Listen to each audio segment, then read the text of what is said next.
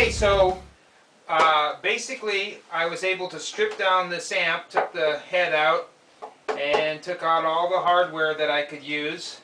I will use that on my new amp. I got the handles and the amp chassis hardware.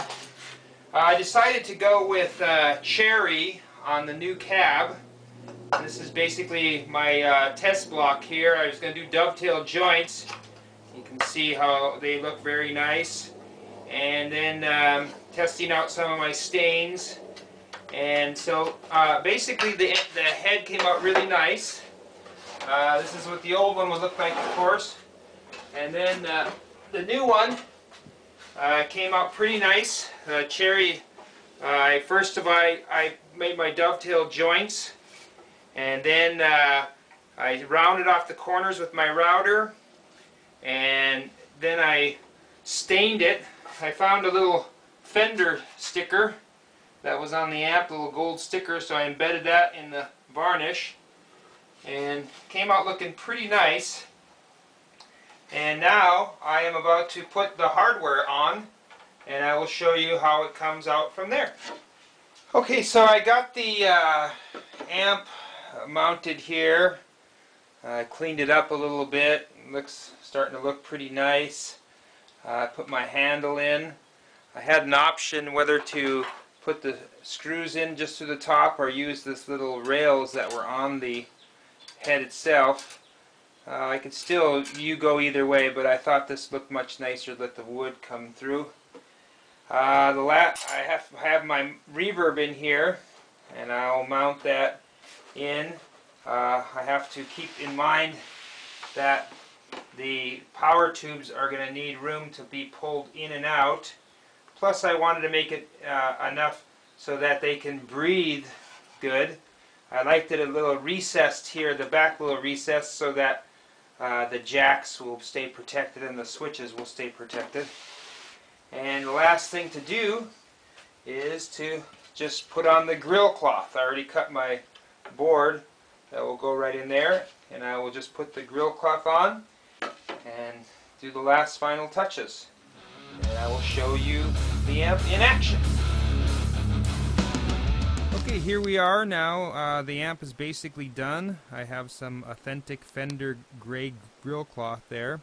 I also have a brown vintage oxblood grill cloth, which I have to decide which one to use.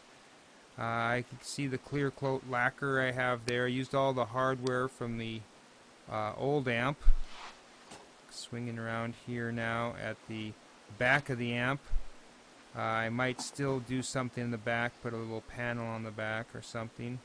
But for now, this is how it stands. I got the schematic there for the tube placement. I took it out of the old combo, and it also has the sticker from to show the date code and all from the Fender factory. And now we'll take a look at the brown grill cloth. You can see the brown grill cloth gives it that real vintage look, and it also goes quite well with the natural grain of the cherry.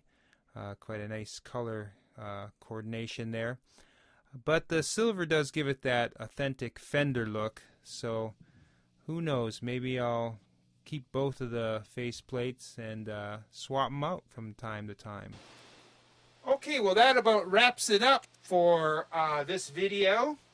And I'd be foolish to say that the amp sounds better in this new cherry case, but it does sound pretty good. I like this amp because it gives you so many options. Like here is a sample of the cleans.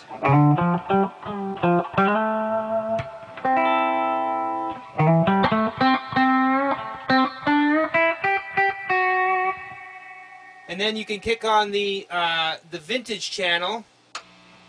And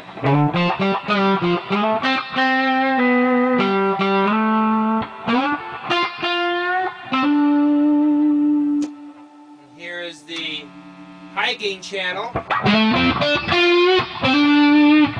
Have the gain down about 5, so it just gives that nice lead sound.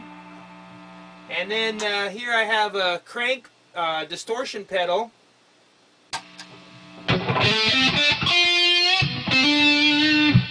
The amp takes quite nice to exterior pedals.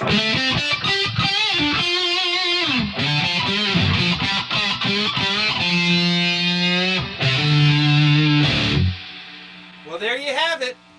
My new Twin in a new case.